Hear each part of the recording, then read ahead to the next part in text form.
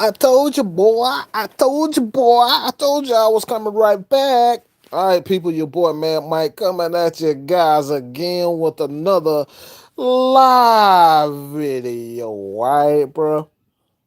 I'm just a little bit amped right now. So, where do I start? Where the hell does your boy Man Mike start, man? I gotta say this, and this is probably the latter of the video. And I just got to say this. I'm so sick and tired of this entire draft process. Give you guys a background on why I'm so fucking tired. I'm so freaking tired of the draft for a simple fact that, like, we got guys, grown ass men, crying over, like, who's going to be drafted, where they're going to be drafted. And quite frankly, I'm sick and tired of it. All right, what's good, Kojak? What's good, pimping?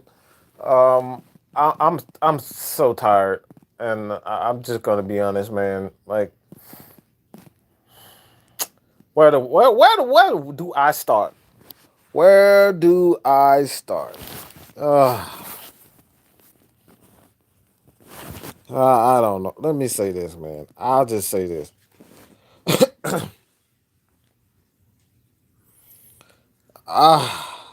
Hey, man. What's good, Anthony? Jerry Bowie, what's good? Minnesota Falcon, what's good? Iron Mike, what's good? Start with Tack Dreads, okay. Hey, man. Devon Stand. Hold on, how the hell you say that shit? Standifer? Alright, Standifer. Devon, get the tables! Devon, get the tables! Alright, I'm just a little bit out today, man. Uh,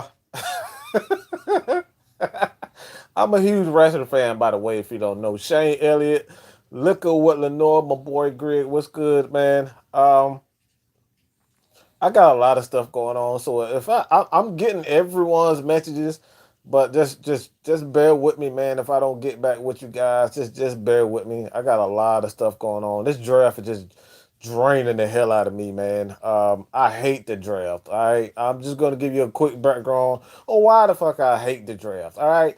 2016. We're gonna go talk about 2016 after the terrible year that not only the Falcons had in 2015. I thought it was a terrible year, especially offensively for Matt Ryan. Kyle Shanahan was an absolute dud in 2016.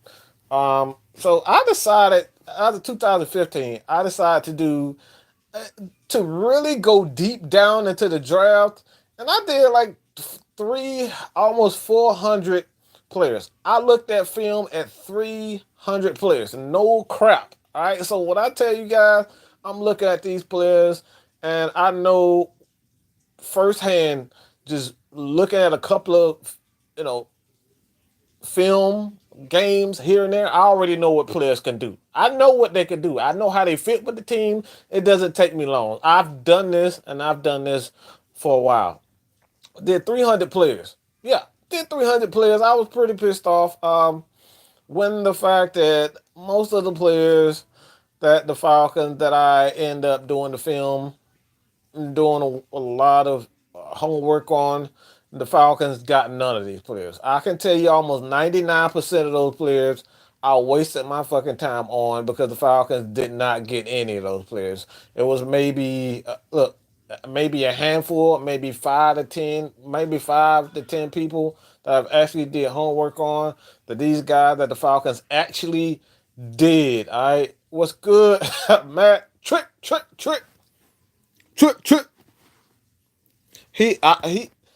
Matt hates it when I say trick. All right, he hates it when I say trick. I call him trick. All right, he say trichomium. I say trick. All right, that motherfucker gonna ever be trick for me. All right, but when it comes down to it, man, when it comes down to it, I did 300 players drafting, and I did my homework on 300 players, and the Falcon didn't get any of your guys. Yeah, I was pretty pissed off. All right, that's just the facts of the matter. And I vowed to never do that shit ever again. I'm never, ever, ever doing 300 players ever, ever again. I will leave that shit to Dan. I will leave that guy to Mel Kiper and all those guys. Y'all can do that shit. I ain't built like that. All right, I'm never doing that shit again.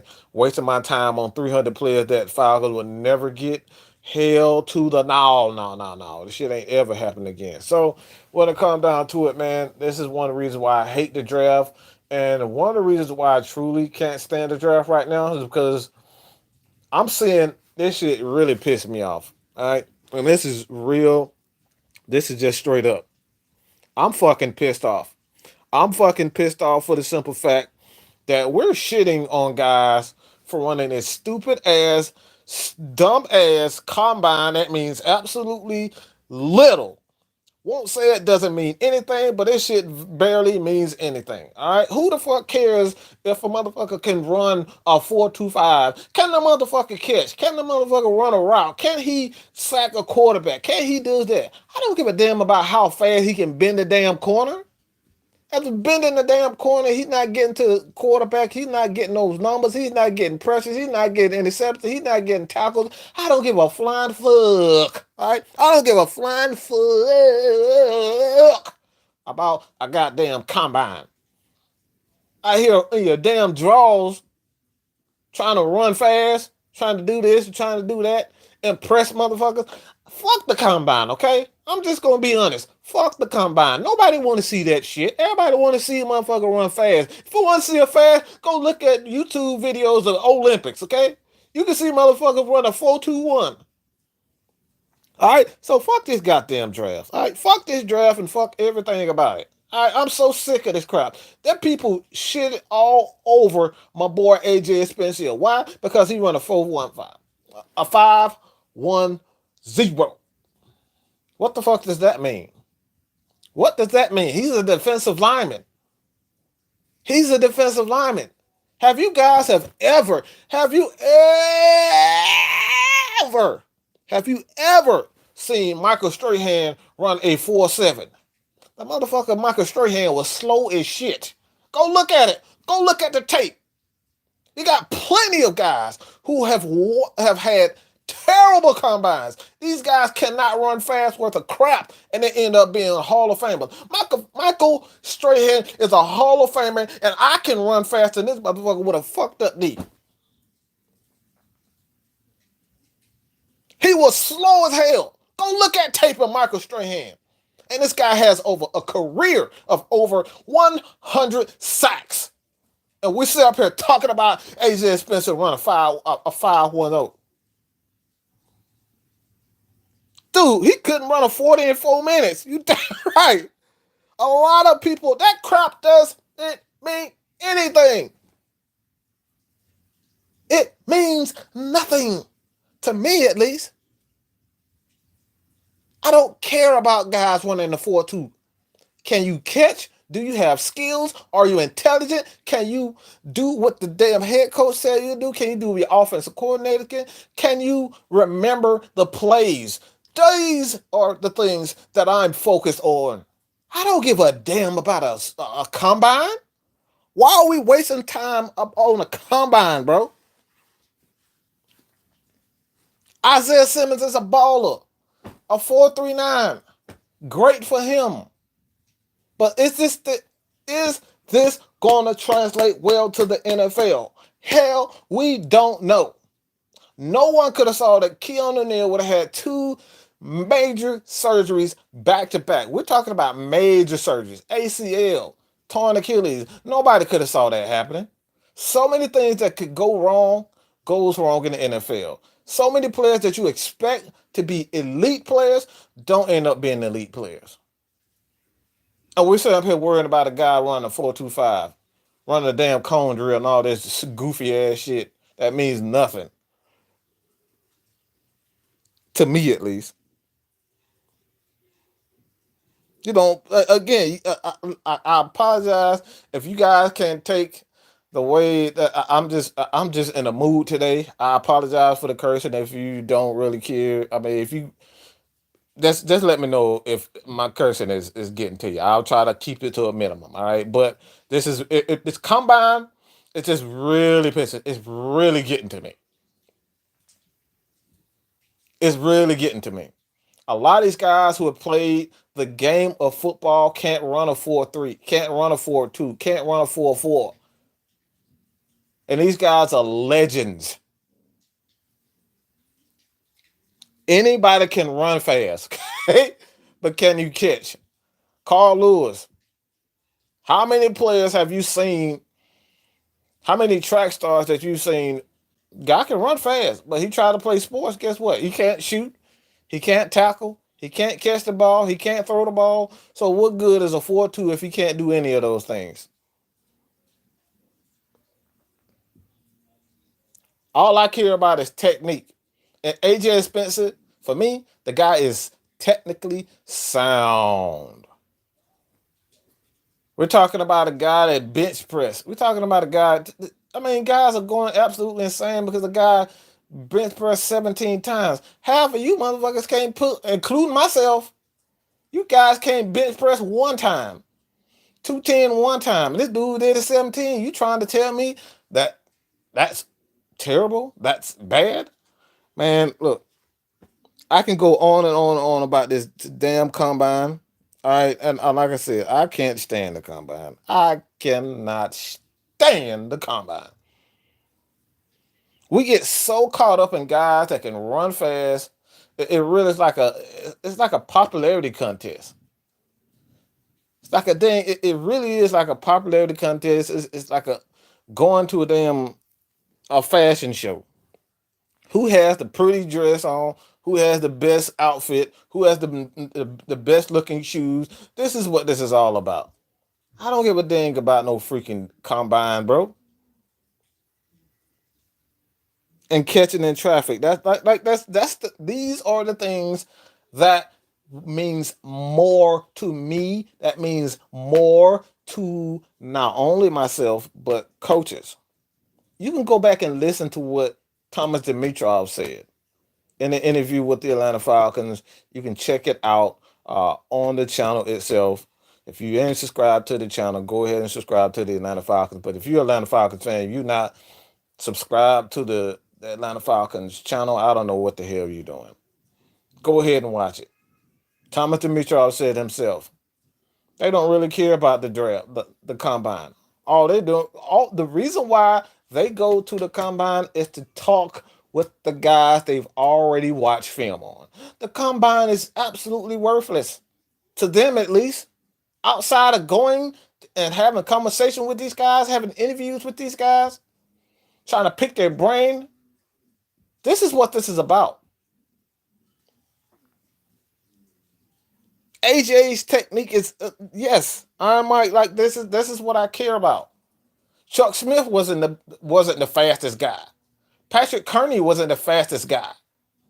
And these guys did great for themselves in the NFL. They didn't run a 4.5. They didn't run a 4.7. Well, they probably run a 4.7, but they didn't run 4.5. Like these are the things. Like we live in a society where we're so focused on how fast guys are. Are you 360 pounds? Can you run a 4.6 at 360 pounds? Like this is the stuff that we're so focused on right now. And that's it. Falcons always go. Senior Bowl means more to the Falcons than the Combine does. Go watch it. It's there for you. And after this live, I'll put the link in the description so you guys can check it out for yourself. The combine, a lot of these coaches don't care. They have scouting teams that scout these players year in and year out, 4 years in advance, 3 years in advance. These guys have already seen what these guys can do. They know what AJ Spencer can do. They know what Caleb Chason can do. They know what Derek Brown can do. They know what Antoine Winfield Jr. can do. They know this already. So the combine for them are absolutely worthless.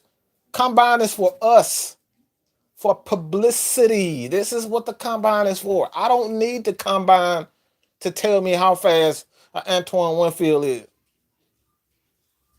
You know, those types of guys. I don't care about that. I already know. I can look at a damn highlight on YouTube and tell me, yeah, that dude's fast as hell.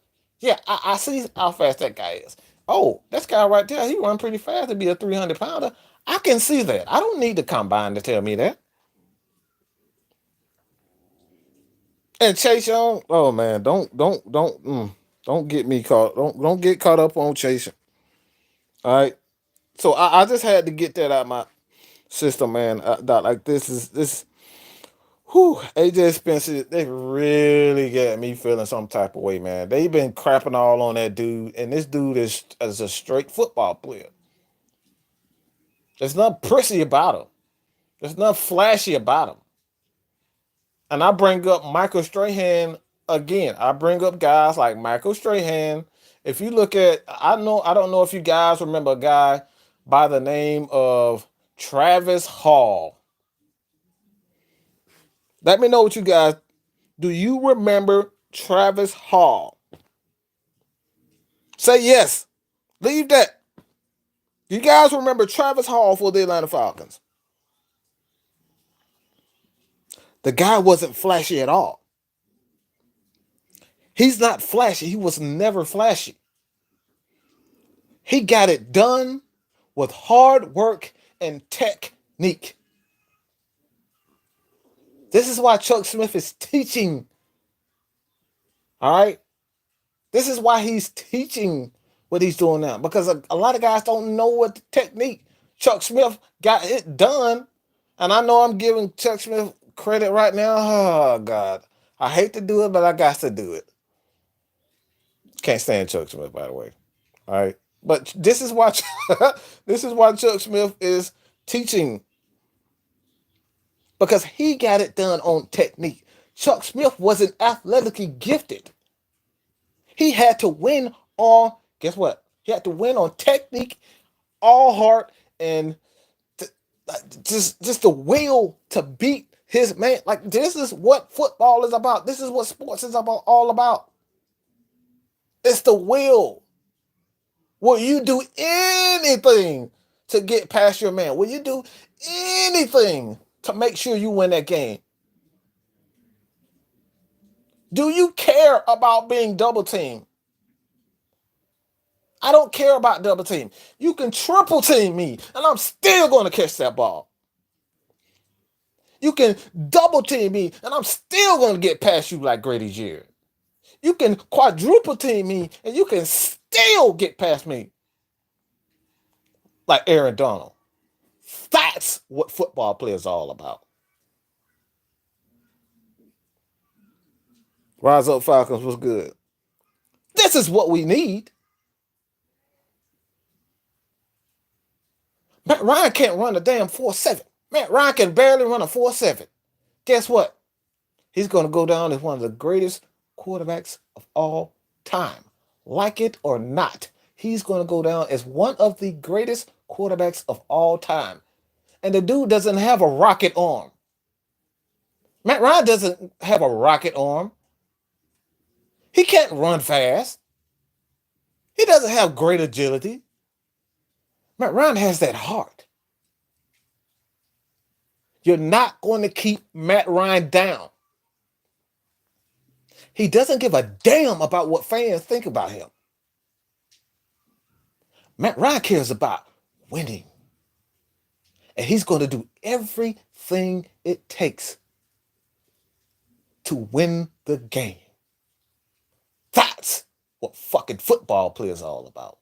That's what I care about.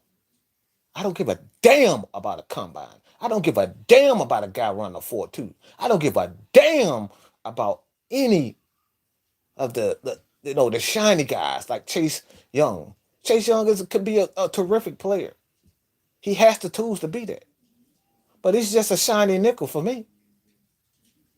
I want guys with heart. I want a Scott Case. And you guys probably don't know who the hell Scott Case is. Who is Scott Case? You guys remember him? Yeah. Falcons used to. That's one thing about the Atlanta Falcons that I've always told people. If you think the Falcons have always struggled getting players, Falcons have never struggled getting players. Falcons have always struggled with coaching. We've always had the ability to get players in this organization.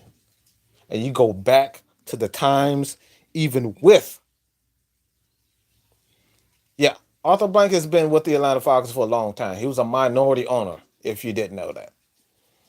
Arthur Blank he knows this team. He knows the fan base. He knows us. This organization has never struggled with talent, ever.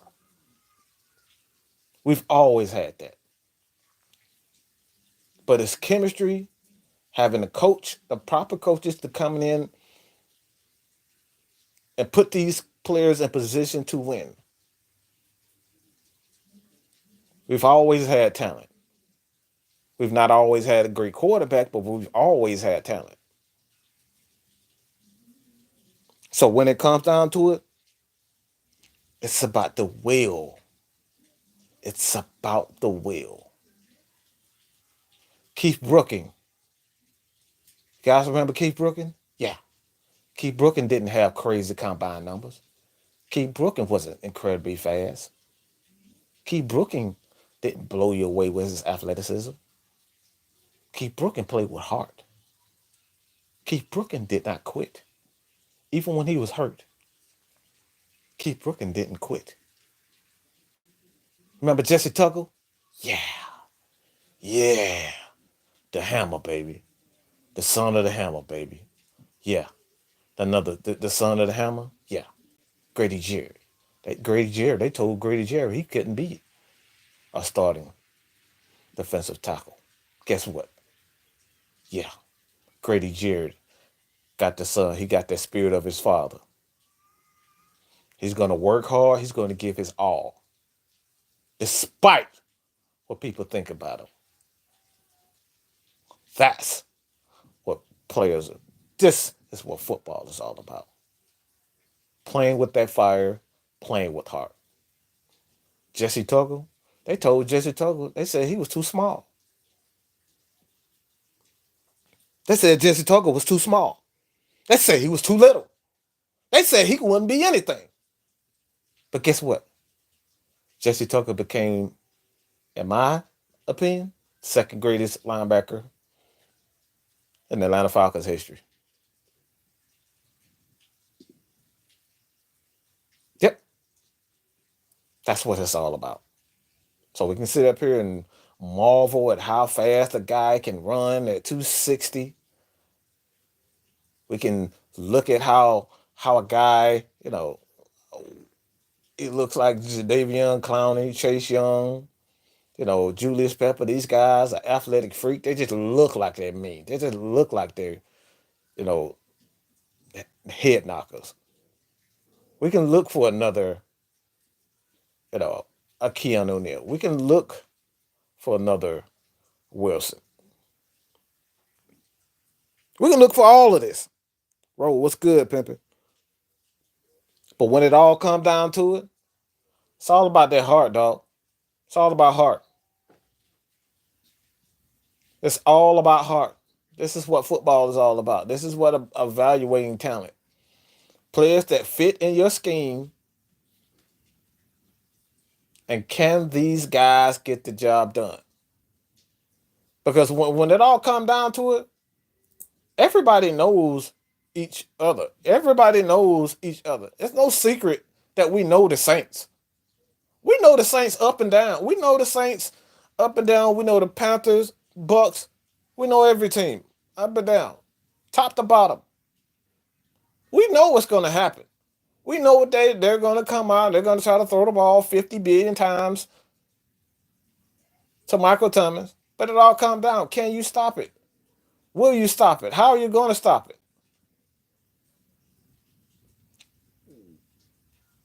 This is what I'm talking about.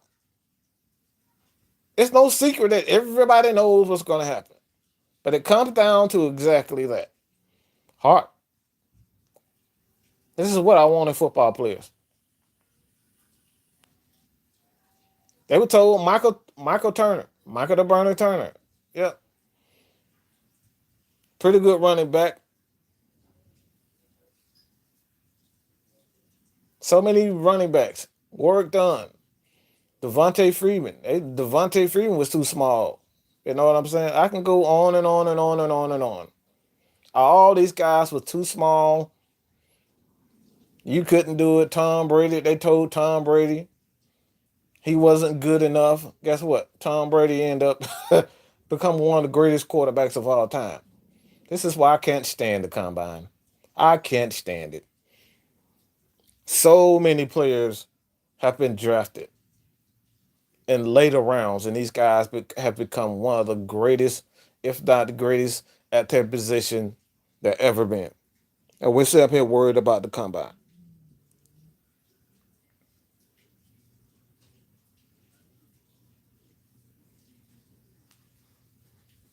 And like this is what I'm saying, yo. And there are guys that I do love, and like I said, I'm going to get to it. But I'm telling you right now, there's no use speculating who the Falcons are going to get. It drives me nuts because honestly, we have no idea. We just let Vic Beasley walk. We haven't signed Tack McKinley. He hasn't gotten his extension. The Falcons are still up in the air where they're going to go. I don't know where they're going to do. This is the first time I don't know what these guys are thinking. We don't know what they are thinking.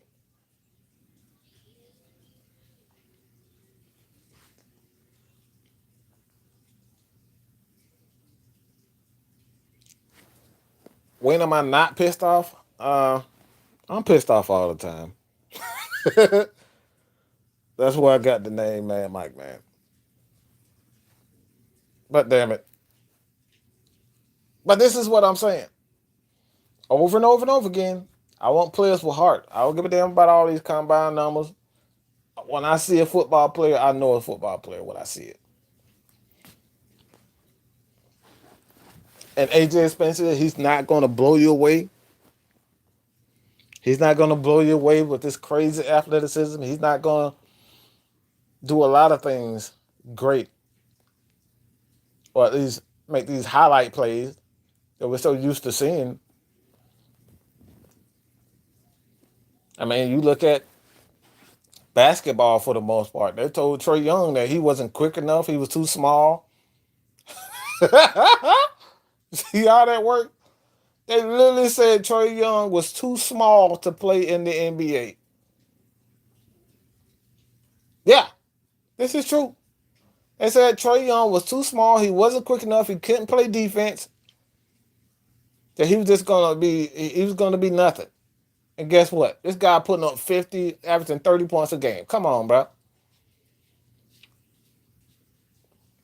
Don't get carried away with all these guys that can jump high, run fast, and all this. Make these incredible. They can dunk. They can do all this crap. Like that means nothing, bro. It all comes down to heart. Michael Jordan couldn't. Michael Jordan was not a great 3-point shooter. Michael Jordan wasn't a great 3-point shooter. Surprise! Surprise! Yeah, Michael Jordan wasn't a great 3-point shooter. He knew that, but he worked on his game. He worked on everything else. So if AJ Spencer is not fast, guess what? He has to use his technique. He has to use his strength. He has to use his will, his heart to never give up. Sound like John Cena in this motherfucker. Never give up. All right. You got to use your heart. You got to use your will. This is the what this is what I look for in football players. Terrell Owens, man, let's not even get on Terrell Owens. Man, they told Terrell Owens that he was nothing. Yannick, that's another one.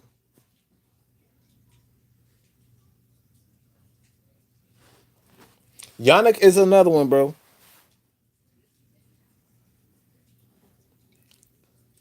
Oh, Han, what are you saying? Who is not strong? Strong, Mike. You know how many? Let me ask you this. You know how many players in the NFL who can actually bench press 300 pounds? Let me say this. How many guys in the NFL you think that can bench press 300 pounds? Yeah, a bunch of them. A lot of them. There's a lot of guys who can bench press 300 pounds. They can squat a damn car, okay? But they still fucking suck. I don't give a damn about no damn strength. Who the hell cares if he's strong enough? Technique without strength without technique means absolutely nothing in football. So many guys in this league are so strong, but they absolutely suck.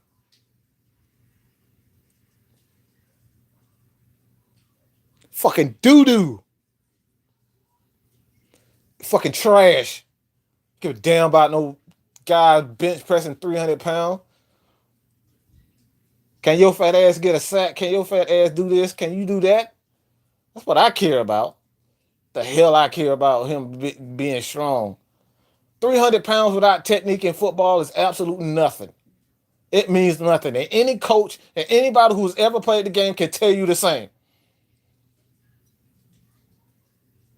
I've honestly, I've went up against guys that are bigger than me.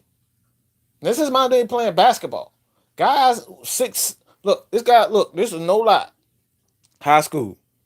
I had war with this guy. My boy Al. My boy Al. We used to go at it all the time. This dude was 6'8", 300 pounds. Okay, no lie, 300 pounds. But what he could do, he would just post me up and he would just take me down low. What I would do, yeah, I would use technique. The technique that I use against guys that was 6'8", just use my hands. Put my leg under his knees so he couldn't use his strength. You know what I'm saying? These are the tricks of the trade that you gotta learn. This is technique. A 300-pound guy who can bench press 300 pounds is nothing without his legs. So I would attack his legs. That's all I would do. And he respected me. He respected me because guess what? I was the only person who could guard him. The only person who can guard him. Why? Dude, I was 6'2", maybe 160 pounds in high school. Maybe that. But he respected me because I could guard him. 300 pounds. This dude was 6'8", 300. But I could guard him using technique. Go back to Dennis Rodman. Dennis Rodman gave Shaq hell. Dennis Rodman gave Shaq hell. Shaq is 7'1", 7'2", 340 pounds when he was playing. And Dennis Rodman gave him absolute hell. Why? Technique, bro.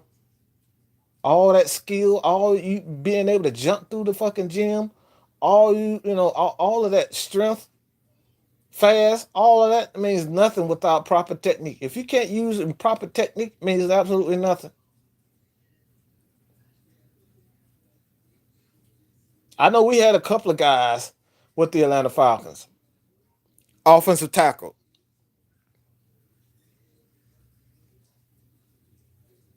Robert, that's it, bro. Technique means everything. Technique means everything, bro. It means absolutely everything. Doesn't mean technique wins in every sport. Doesn't matter what it is. Technique is everything.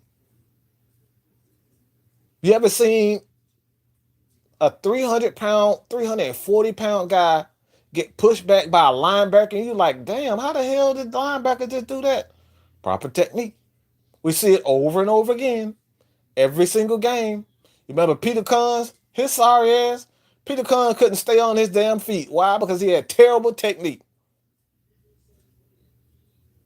This guy used to get bowled over by linebackers, cornerbacks. It doesn't matter. Everybody knocked his ass out.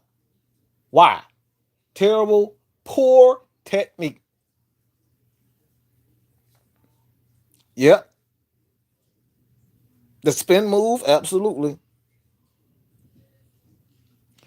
Technique is everything. Why you think Julio Jones is one of the greatest wide receivers of all time? There's literally nothing he can't do.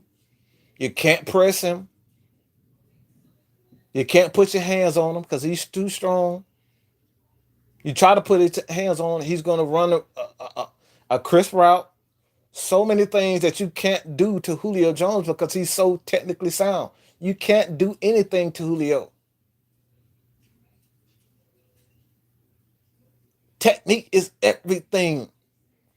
We get so caught up in all of these. Oh my God. Don't even get me started on boxing. Please don't get me started on boxing. Tyson Fury made him look like a damn fool because he had poor technique. Loading up. He was just loading up on that back foot, just waiting for that punch. And all your boy did, Tyson Fury did, was technique. It was all technique. That's pure boxing. Muhammad Ali didn't have great power. And people talk about the punch that he hit and knocked George Foreman out with. Look, that's all technique.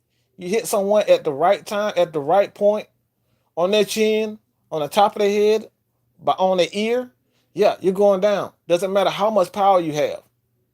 I know so many guys that have gotten knocked out by, you know, a lot of guys with crazy power, like a George Foreman. You would think a George Foreman would they be able to knock out a Muhammad Ali at any given time. You would think that a Mike Tyson would be able to knock out Evander Holyfield with that big ass head of his.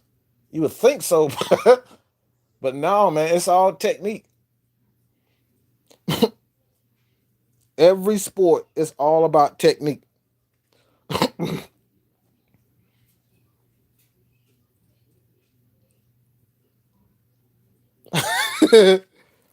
Yeah, Brent.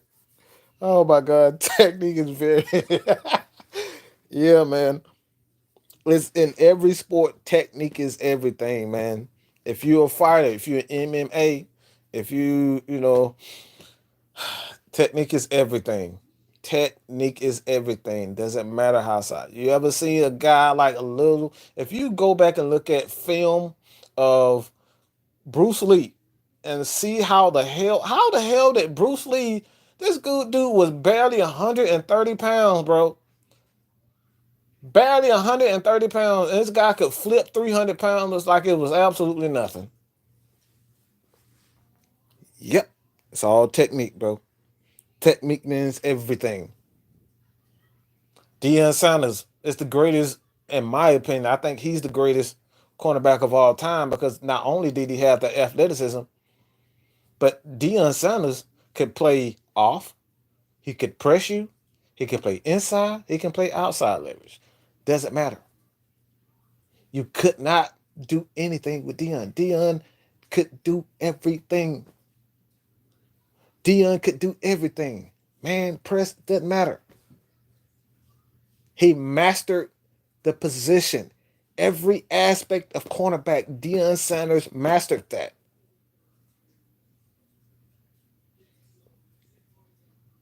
Technique is everything.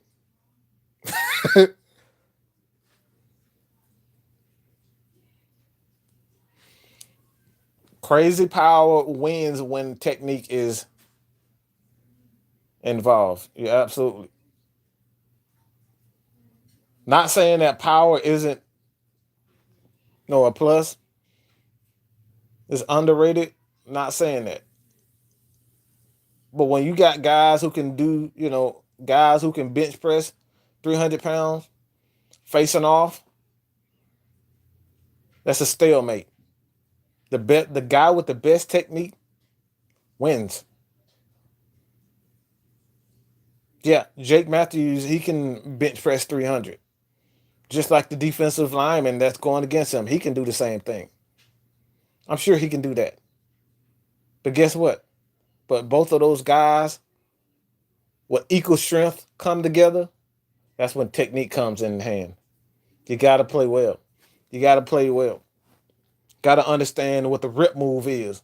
This is why Vic Beasley is no longer in the league because he never got to develop the techniques that will make him a greater player.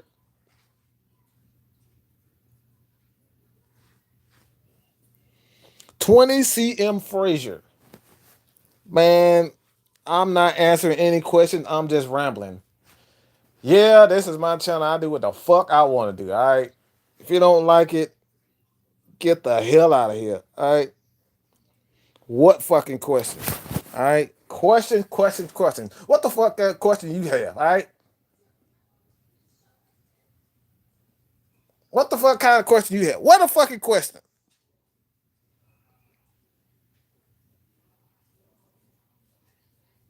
Some of you guys just you want to be heard. All right, cool. No more me talking.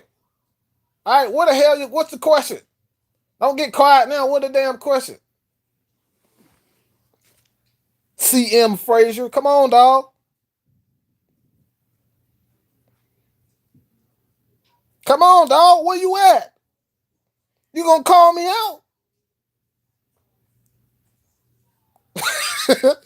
How the hell you gonna call me out and then get quiet? You're not answering questions.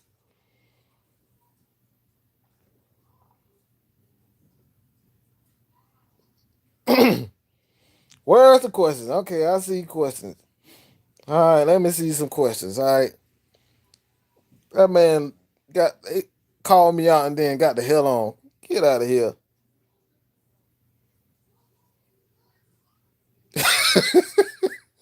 How the hell you gonna call me out and then leave? Get the fuck out of here. My bad. I told you I was gonna try to calm down on my cousin. Okay, I'm gonna do that. How we gonna afford Yannick? Um, Good question. But we can't. We can't afford that guy. He's too. He's worth too much money. He's worth it. He's worth it. I'm not gonna pretend as if he's not. I'm not Depot, man. But we can't afford Yannick, man. So if anybody think we're gonna get Yannick, just stop dreaming. It's not happening. The Falcons don't have enough money, and quite frankly, I don't think anyone in the NFL would want to pay that guy $20 million. Um, I think Yannick is a terrific player, but at the same time, I just don't know if Yannick is on Khalil Mack or Von Miller's. I need more. For me personally, I need more than 3 years of success, man. I need more than that. For me, if I'm gonna give you $20 million a year or close to that, bro, I want more than 3 years of success. So I can't do it. I'm not giving him 20 million. This dude better come back as Derek Thomas reincarnated. We can't afford Yannick. I would love to have him, but at the same time, man, I just can't see the Falcons, going after a guy. So we're more than likely won't go after a Yannick. We more than likely won't go after a Fowler. More than likely won't go after a Jadavion Clowney.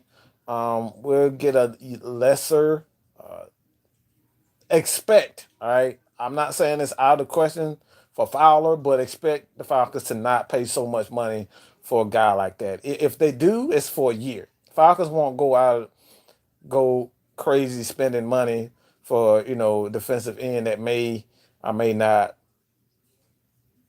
translate to this team well. Like we don't we know that guys we've had problems in the past with guys who we paid Ray Edwards.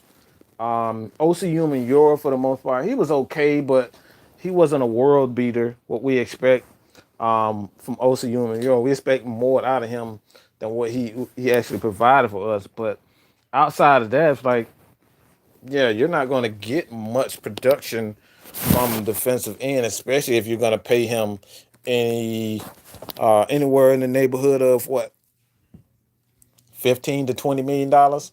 Nah, this dude better be giving me six. He better give me at least um at least 12 sacks.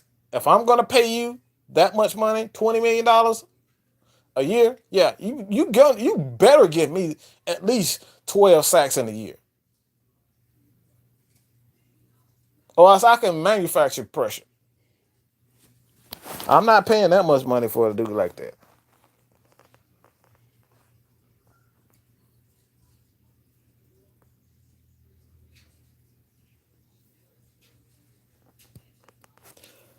How we gonna afford Nick with our cap situation? Well, the Falcons like the Patriots. The Falcons are like the Patriots. Anytime you have success, do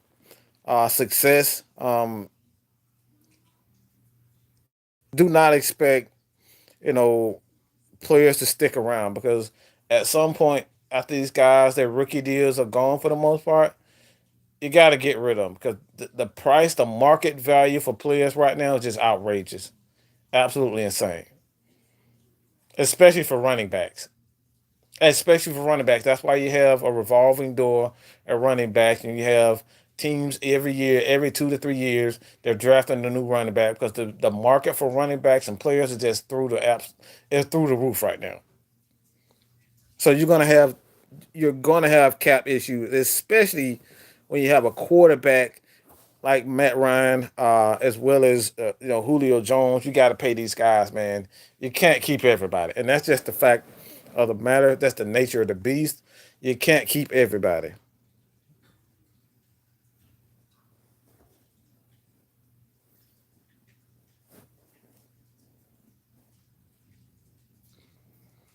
Would I move AJ to defensive tackle and draft him?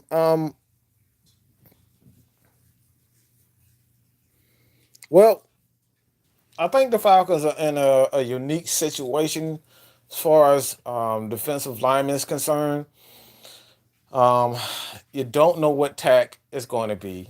So it's up in the air with tack. Um, Tack McKinley, he could either, come back from his injuries, or he can fall for his injuries. You have Grady Jarrett, who's, in my opinion, I think he's the second best defensive tackle in the league behind Aaron Donald. That's just my opinion. I think he's that damn good. You get help around Grady Jarrett. I mean, the sky's the limit what this defensive line could be if you get help around someone that can come in and spell him for a play or two, because Grady Jarrett is playing a ton of snaps. But you get a guy who can equally come in and be as as good of a pass rusher as, or consistent as a pass rusher as Grady Jarrett. The Falcons could dang sure, take a chance on, drafting a guy like AJ. AJ can, especially he is, and my thing is, what I would do with AJ, I would definitely draft him, because you have Tack, you have John Kaminsky, a player that I still have high hopes for. Um, you can rotate AJ on both ends, as well as come in and be a three tech, rush the passer. So it's a lot of things that you can do with a guy like AJ. But when you have a guy like Vic Beasley, well, just for instance, he goes about 250 and 240, about 240. It's only so much that you can do with him. You can't move him around. He doesn't play with a lot of power. At times he get pushed around. Tax get pushed around. So if you draft a guy like AJ Spencer, and you look at what the Baltimore Ravens have done, the Patriots have done, they've moved around their defensive linemen. You look at what the Rams do with Aaron Donald. They play him all over the line. He's at defensive end, playing both defensive tackle. Like this dude is all over. He's all over the line. So I think the new trend in the NFL is to have flexibility as a defensive lineman, and I think this is what the Falcons are looking for. Yes, you do need a guy that could quite possibly step in to be a Vic Beast as far as providing that athleticism is concerned, but it isn't necessary, especially when you have guys like Deion Jones roam in the middle. You want to protect him as much as possible. You don't want these big bodies. So drafting a guy like AJ Spencer, bringing a guy like Gross Mateos. I don't know how the hell you say his name, Gross Mateos or whatever the hell his name is. Those guys can come in and be just keep bodies off of Debo. As long as Debo is on this team, Debo is going to make plays. So we want to maximize the players that we have already.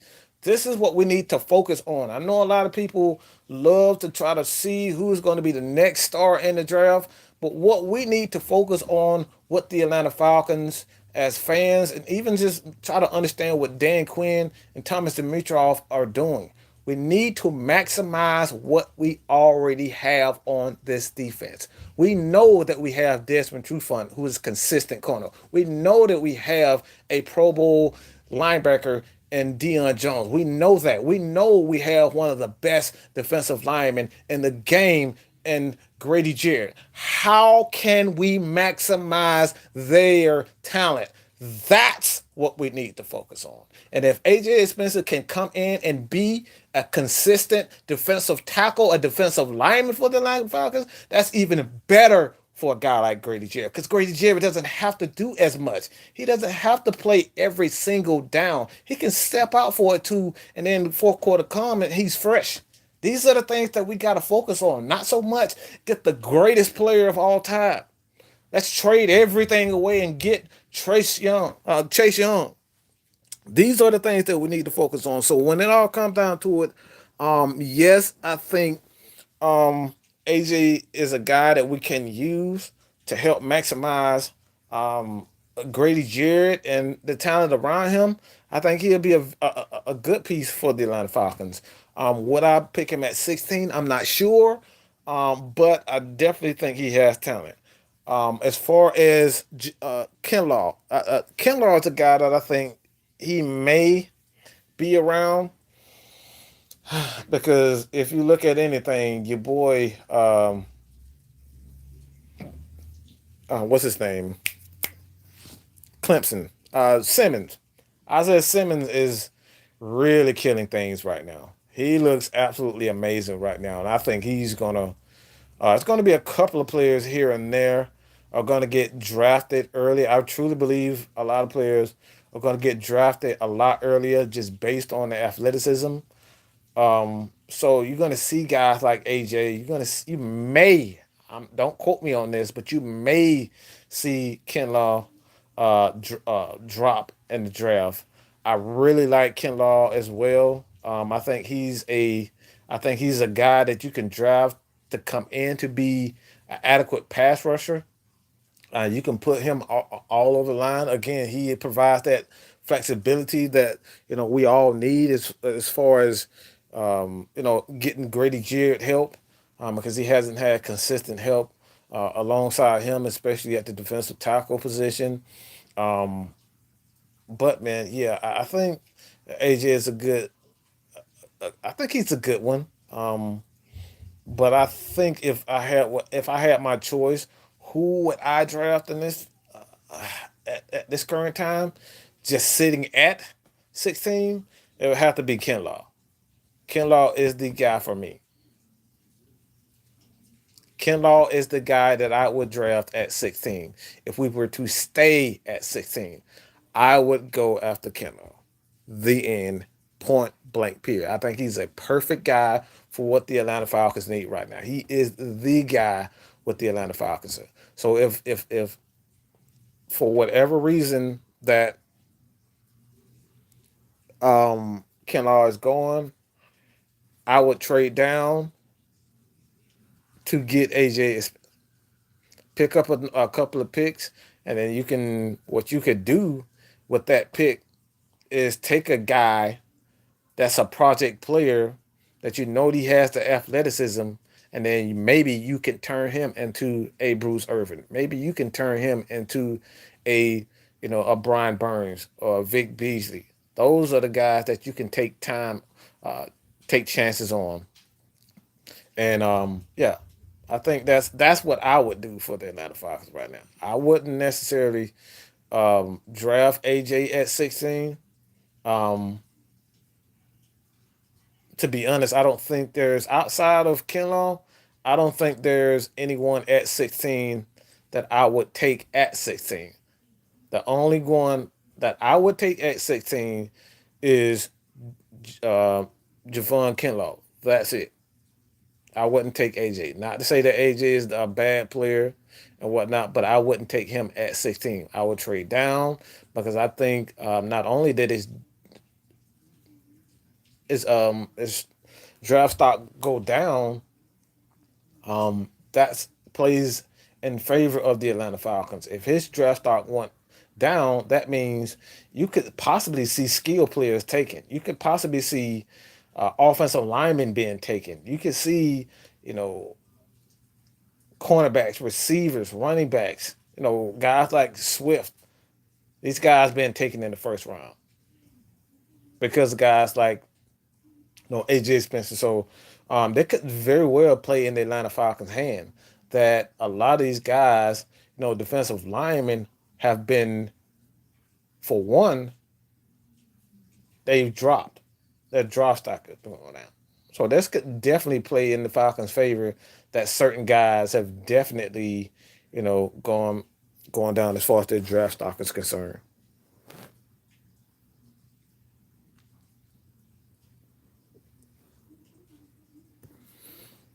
I want to re-sign Campbell and see if he can play.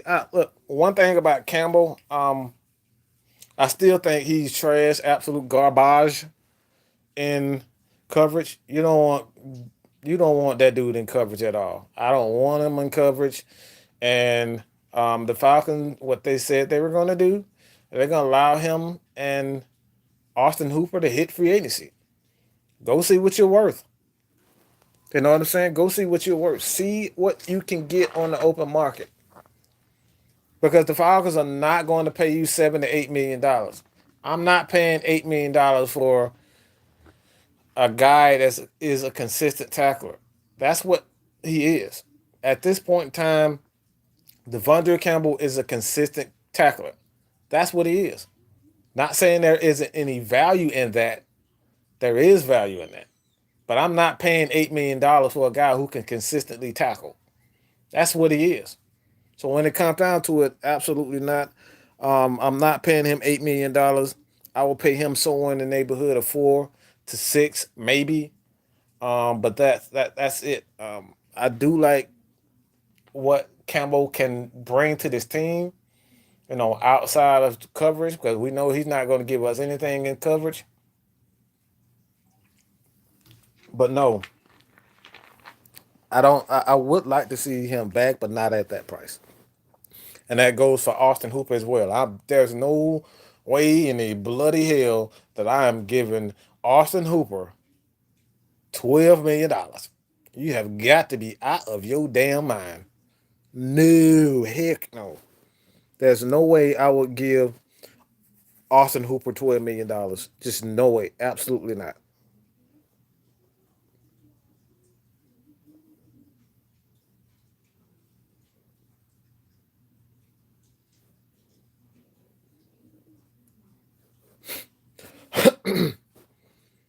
We let Poe walk after last year for the same reason. We're letting Claiborne walk this year. It's the only way that I would see a Poe, and I know you probably didn't. That's not what you're saying, but bringing Poe back will have to be on a veteran minimum. I'm not paying a lot of guys, especially right now where our cap is concerned. I'm not overpaying for anybody. We're not at a position right now where we can overpay anyone. We got to get guys off the books before we overpay. Like we just gave Matt Ryan 150, we gave Julio Jones $60 million. We're still trying to figure out, how the heck we want to get rid of Devondre, not Devondre Campbell, but Devontae Freeman, Alex Mack in a year or two. We don't know if he's going to retire. We need to find his possible replacement. So there's a lot of ups and downs. If we can't find his replacement, we're going to have to go out and sign an offensive lineman. This is something that a lot of Falcons fans have not paid close attention to. If Alex Mack decides he wants to retire, we need to go get us a a, a, a center, a replacement for Alex Mack. So there's a lot of things that the Falcons are in a position to. We're not in a position where we are in cap hell, but we're in a position where we can't overpay anyone. We've done that. We've overpaid for guys. We can't overpay anybody.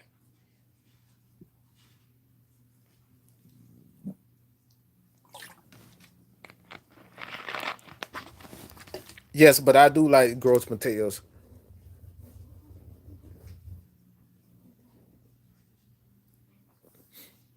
Fourier, Fourier needs a little bit more season. I don't think he's ready to take on the physical aspect of football just yet. There were a couple of plays that I saw last year where he just was just physically outmatched, and that's something Devondre Campbell very seldom, does. That's one thing I can say about Devondre Campbell.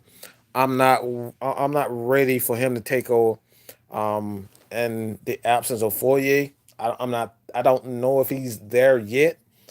Physically, he would. I think he's a solid backup, but I'm not sure if he's ready to take on the physical aspects of being a linebacker. And maybe that's something that the Falcons know. Foye is a good linebacker, but he's not as physically gifted as Devondre Campbell.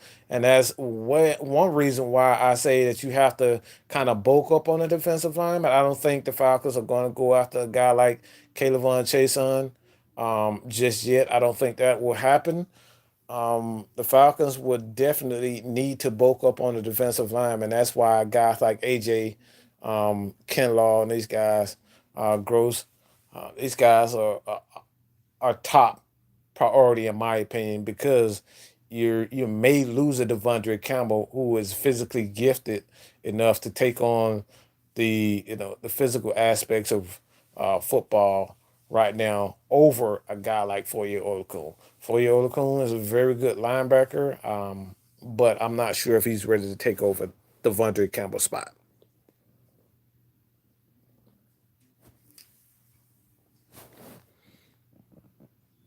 Triple G offering Hooper 8 million. Yeah, I can do that. Yeah, I would definitely do that.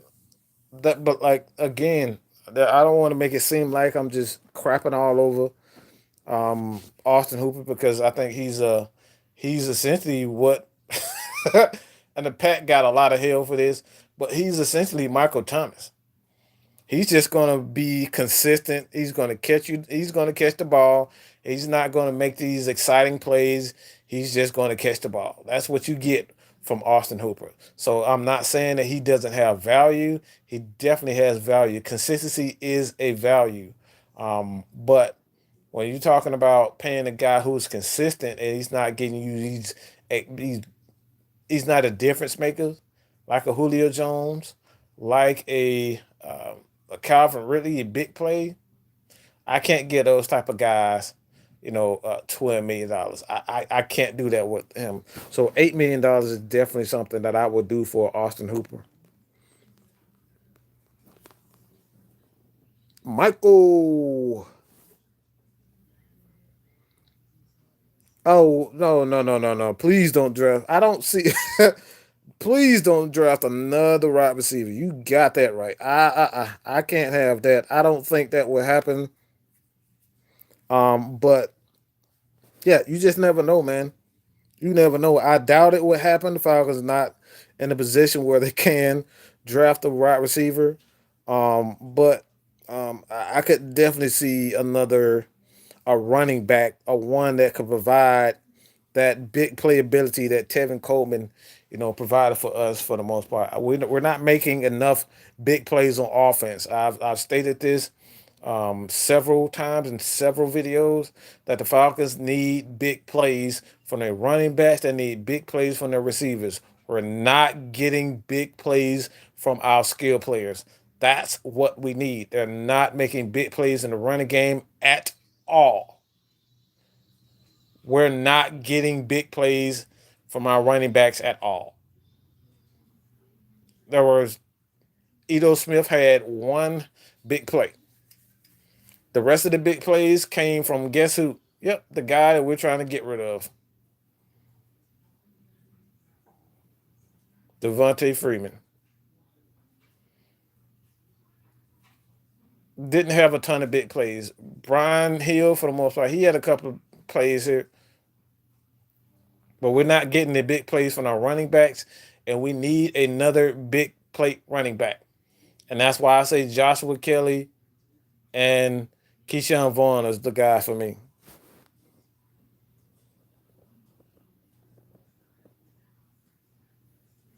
TJ Gibson, we trade back to get AJ. That's exactly what I see. Um, I know a lot of people are really high on Judy. I think Judy is going to end up going a lot earlier than I said. That's why I said we could still end up getting AJ because I think there's going to be a run on skill players depending on how a couple of things happen early, especially with running not running quarterback, but quarterbacks. We don't know what's going to happen with Hubert. I'm hearing that what is his name? Jordan Love. He's picking up steam as far as his ability is concerned. People like him, but like seriously, quarterbacks. We're gonna see what happens as far as the quarterbacks concerned. There's a great chance that somebody might think a fucking Jake Fromm might be a franchise quarterback. I don't know why, but there's a chance that a quarterback could be taken a lot earlier than what we expect. A lot earlier than what we expect. Why, not only wide receivers, but running backs. I think there's going to be a running back that's going to be taken a lot earlier than what we expect. So when you look at it, man, um, I think trading back is a great way to go, TJ. And I think that's what the Falcons are going to do.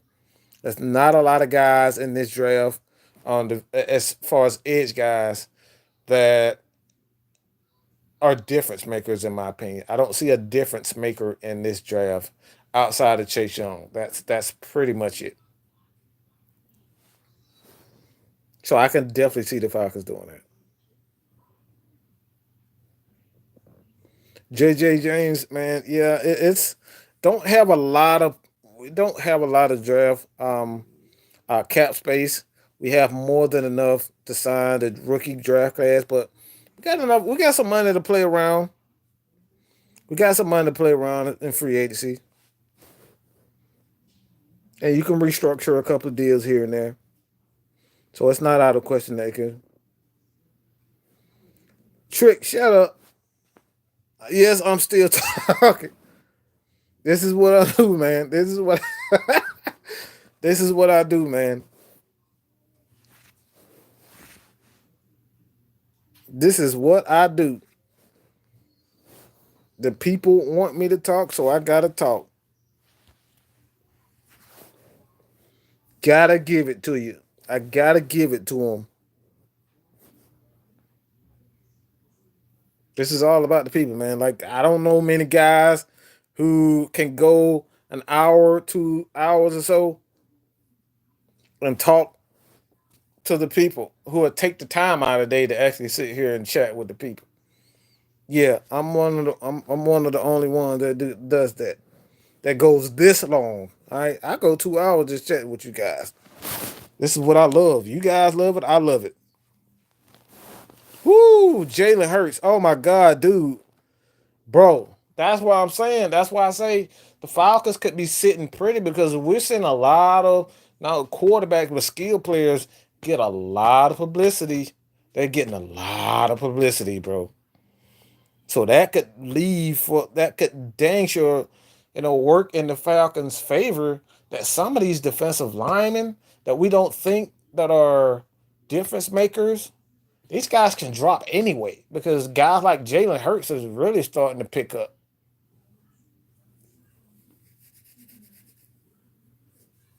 But based on that alone, we're gonna see some changes.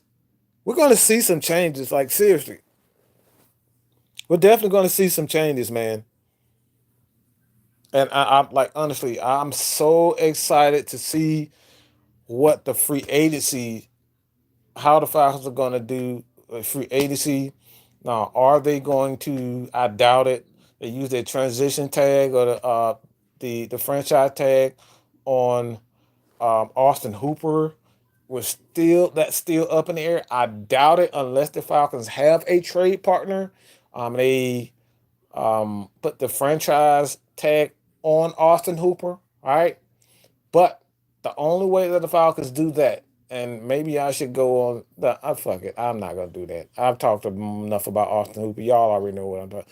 But the only way that I can see that the Falcons using the franchise tag on Austin Hooper, if they already have a trade partner, and that trade partner does not want Austin Hooper to talk to any other team, and the Falcons franchise tag him and end up trading him to that team.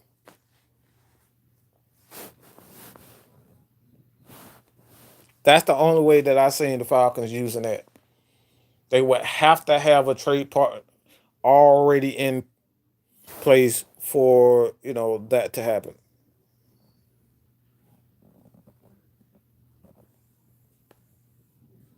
But Fred, yeah, Isaiah Simmons is just a playmaker, man. And that guy, he's going to be able to play safety. He can play both safety spot. He can play all over the dang line as a linebacker. This dude is just absolutely amazing, man. He's a playmaker. He's a Deion Jones. He's a bigger version of a Deion Jones.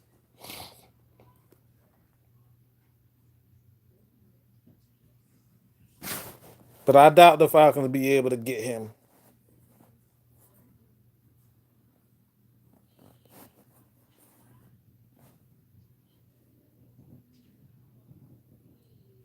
March 15th. Okay.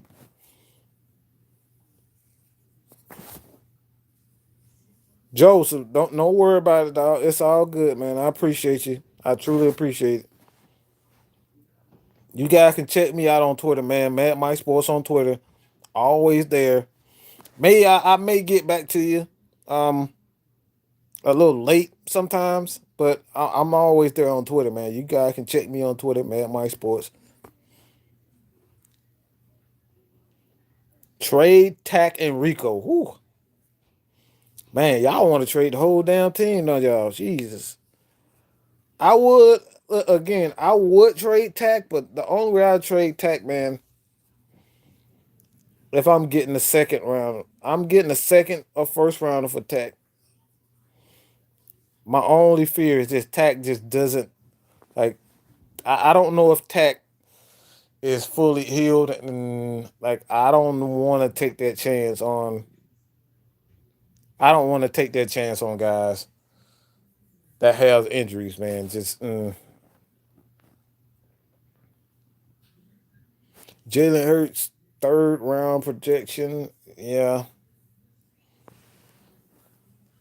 and that's where a lot of players start to come off the board. A lot of good defensive players start to come off the board. So we're in the second and third round. But again, man, like I said, man, nobody would have saw Tim Tebow being drafted in the damn first round. His sorry ass drafted in the first round. So you never know what these crazy ass GMs are thinking.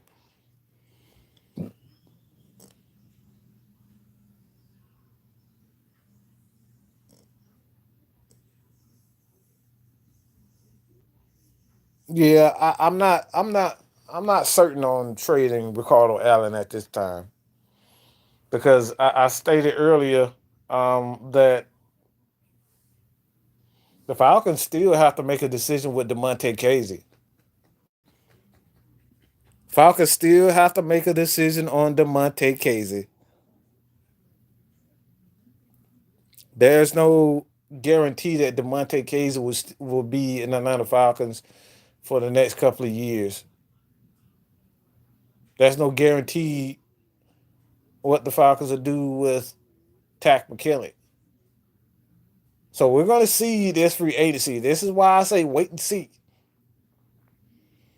This is why I haven't put out a lot of draft stuff because we don't know where this team is going to go. We can only speculate.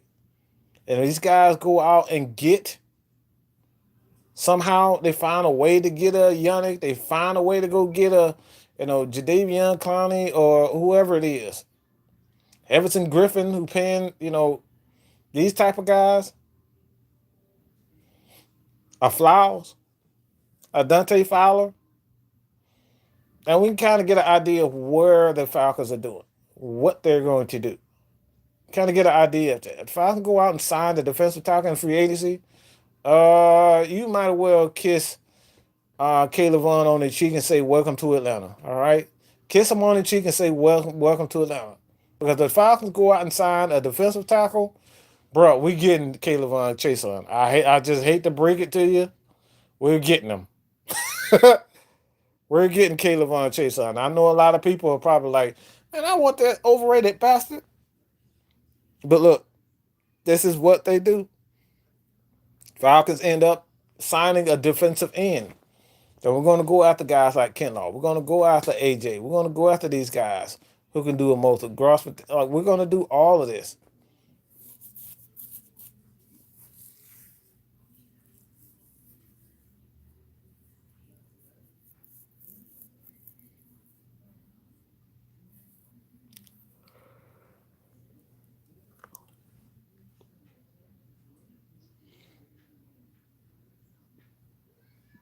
Oh my God! If somebody said Tack is a Pro Bowler one more time, I don't know if you guys say that, but if I hear that shit one more time, Tack ain't did a damn thing. All right, we talk about Vic Beasley, but that dude ain't did crap.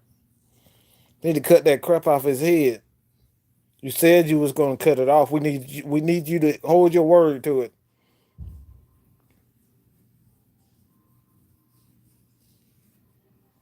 I don't see the Falcons trading Ricardo Allen. He's just too valuable to this team at this point.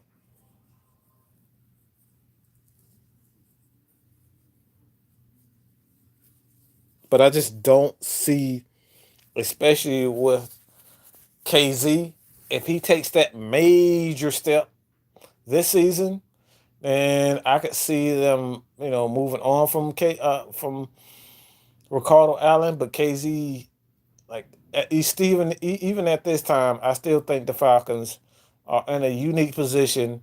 If they receive a certain amount of offers or offer that they cannot turn down, then you can kiss DeMonte Casey goodbye.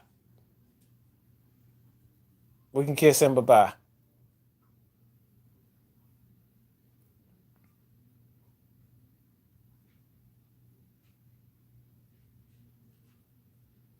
I don't know, Jarvis, bro. Like I don't know, man. I really don't understand why. I really don't understand Rico when he's not a flashy person. That's the biggest thing. Rico is not flashy. Um, I in recent past thought that he would be able. The Falcons should think about trading Ricardo Allen, but that was on the premise of Keanu Neal staying healthy. But now that Keanu Neal has had two major surgeries, I can't get rid of Ricardo Allen. I just can't do it. The Falcons are not in a position where they can get rid of Ricardo Allen. They can't get rid of him. It wouldn't be smart to get rid of Ricardo Allen when you don't know if Neil can stay healthy. You don't know what Demonte Casey is at this current time. You have no idea what he's going to be. I know he has potential, but we don't like. He has flashes of brilliance, and he has flashes like, "What the hell are you doing?" He can't tackle. He's taking the wrong angles. I mean, he's one of those up and down players. He's going to make you look crazy, and then he's going to make a great play, and then he's going to make an incredibly stupid play. Devontae Casey.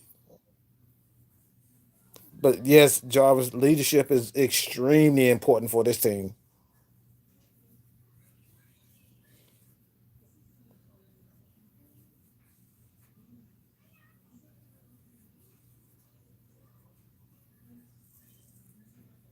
So yeah, when it comes down, like I said, man, KZ definitely has the reason why you would want a Demonte Casey around because he gets turnovers. Turnovers are key in this league. You get turnovers, get that ball back to the offense, Matt Ryan in the offense, you score points. So those are key. And that's the reason why you would want a Demonte Casey around. But other than that, like I can't get rid of Ricardo Allen because he's consistent, man. Oh my God, man, why do you have to say that, bro? Damn it, you Anthony. Damn it to you. I was gonna make a video on that. I was actually gonna make a fucking video. I'm gonna make the video on that. Alright. That's exactly what I was thinking. I was just saying that to my brother the other day. Watch out for J.R. Reed. Alright. I'm gonna make the video on that. But I think he would be a perfect fit for the Atlanta Falcons. You can get him somewhere in the neighborhood of third and fourth round, I believe, and I think he will fit perfectly with the Atlanta Falcons. I saw what he's done at Georgia. He played both safety position, and this guy, his read and reaction skills are absolutely through the roof. I would love to have Jr. That dude fits perfectly what we do. He fits perfectly. J.R. Reed is good, but he's old as hell. Man, just in college. What the hell are you talking about? He old. Are we talking about the same J.R. Reed?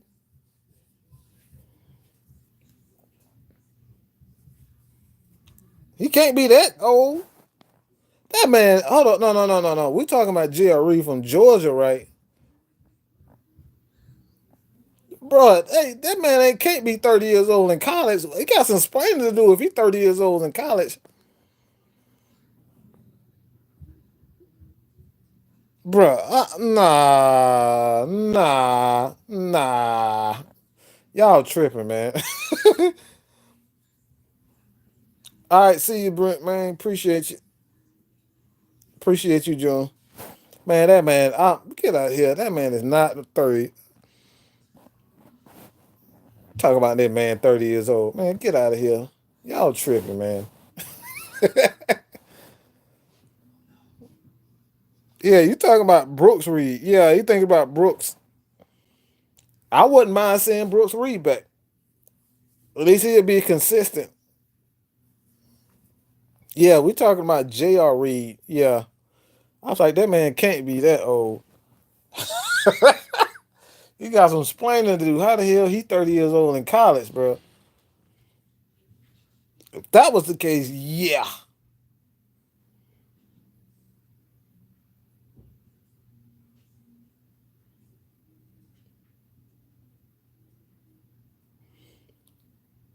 24, yeah, man, that's a good age. Guys very seldom come out of the league that like, yeah, that's a good age. That tells me that he's ready. 24 years old, yeah, he's ready. I'm taking JR.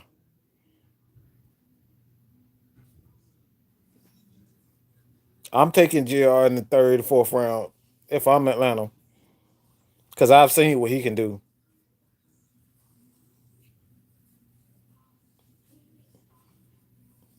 But I'll make a video going in detail on why I believe he is perfect for what the Atlanta Falcons currently have. I think he's the perfect player for what the Falcons want to do. That's just my opinion. I wouldn't mind going after Antoine Winfield either. I think he's a very good player. And he's damn sure have the athleticism.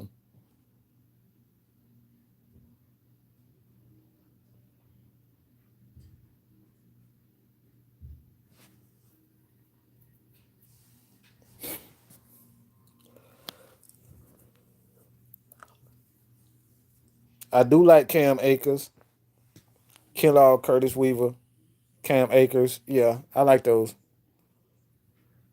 Chris Crash Bass. What's good, man? Yeah, man. You talking about the wrong JR. Yeah, man. He 23, 24, one of them. Yeah, that dude, he can't be 38, man. Yeah, that's a different JR Reed.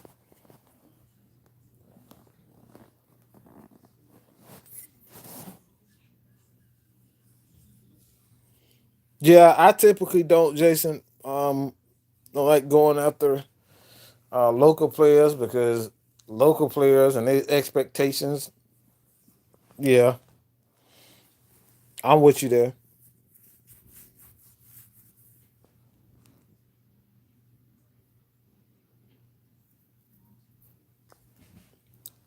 Someone asked me a question about Taylor Gabriel. Also, I'm not sure.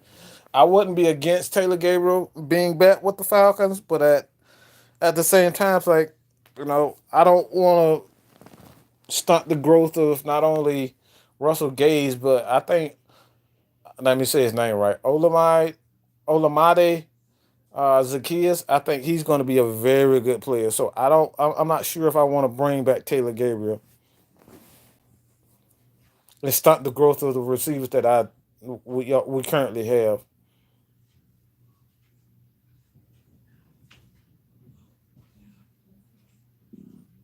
No, no, no, no, no. I didn't know. Yeah, I forgot. I forgot about. Yeah,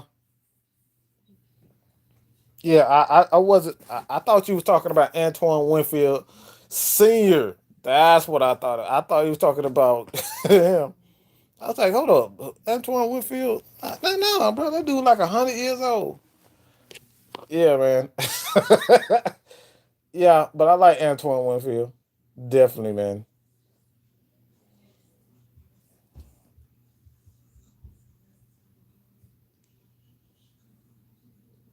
Oh no, no, no. We can't afford. We definitely can't afford Darius Slay. So yeah, don't worry about that. That's not happening.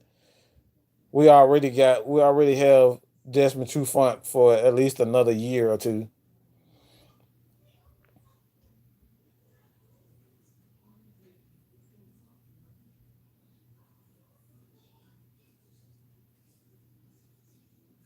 Bro, I can't. I don't know how the hell you say his name. Olamide. I don't damn know. I just call him Zacchaeus. I don't even try to say his first name anymore. I can't say that dude name. I don't know how the hell you say it. I just take a wild guess. Oh, lama lama drama day.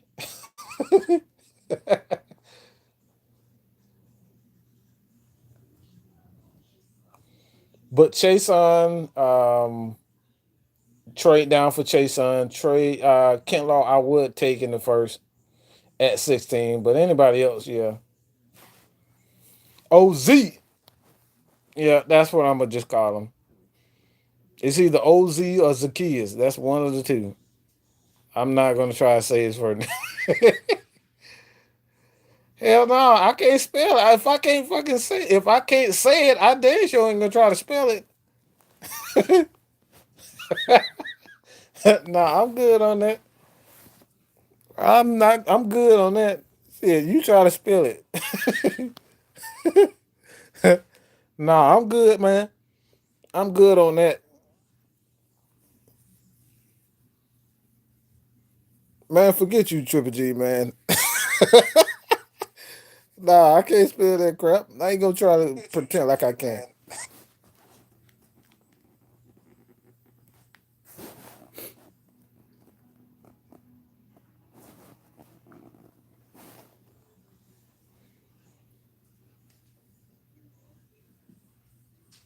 Yeah, for real, man. What are y'all doing? 43 people in here. I got 12 likes. Go ahead and hit that like button, man.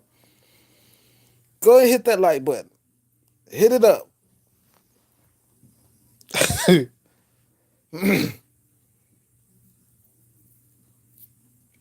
Hey, if I am that, I'm going straight to Google and write that shit down because I know I can't spell his name. All right. Olama lama ama lama dama dama day. Zacchaeus. How about that? Just call him 17. OZ 17.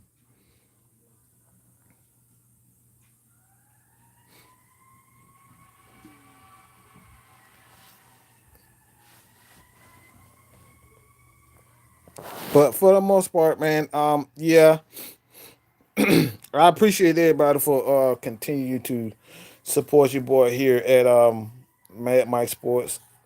Um,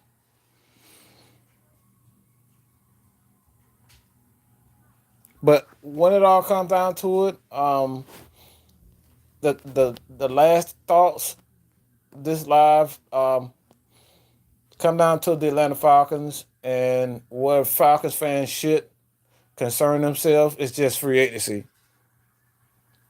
I think we should just focus on free agency at this point because it will give us a better idea of where this team is going.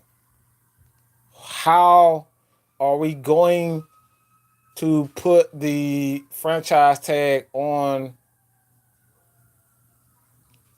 um, Austin Hooper? Brain fart.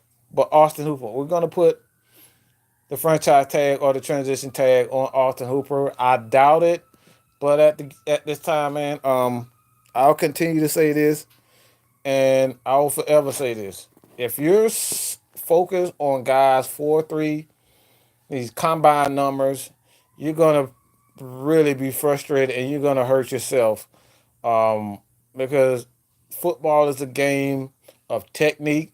It's a game of will. It's a game of skill. But it all comes down to all of that working together. You can't have skill without great coaching. You can't have great coaching without skill. It works together. All right. So I expect the Atlanta Falcons to make it much clearer of what they expect, what they intend to do with free agency. We're going to see that happen. We're going to see that heat up. I could say somewhere next at the end of this week or next week, we're gonna hear rumbles of what the Atlanta Falcons are gonna do in free agency, who they're not gonna sign, who they're gonna sign, who guys are they're gonna cut. We're gonna see that real soon. Hopefully, this CBA gets done, and there isn't a lot of issues with that. But that's the CBA, man. This is the NFL. Players want more money and owners want more money. And honestly, I'm on both sides. I'm just going to be real. I'm on both sides. I think owners could definitely look. If I'm a owner of a football team and players talking about they won't have for what I built, no, this is my team. I paid $800 million for this fucking team. I be damned if you get half of what I built. All right, it's not going to happen, and that's just me coming from an owner's standpoint. A lot of fans, we come from a we're coming from a place of, I don't want to say being poor, but we don't have, $100 million. So we can't think the way they do. So try to take your time to think how owners do. If you're an owner of a football team, would you allow anybody to come in your business and tell you I want half of what you built? Nah, bro. I'm sorry, I'm not gonna do it. And from player standpoint, yeah, you going out here putting your body on the line. You're going out here working hard. You're doing your thing. Yeah, I'm not sure if I'm going to be. I'm not going to allow people, the owners to just throw bones at me. I'm trying to get as much as I possibly can. So hopefully these guys can come to an agreement of what they want. But I continue to support your boy here at Mad Mike Sports, man. I appreciate it. check me, Fred. I'll hit you up on Twitter. Check me out on Twitter, man. Matt Mike Sports on Twitter. Guys at Pound for Pound, like he said. I would definitely hit them up. I'll definitely hit them up, Fred. But check me out, Matt Mike Sports, on Twitter, on Instagram. Doesn't matter, man. Your boy Matt Mike is out, man. Peace.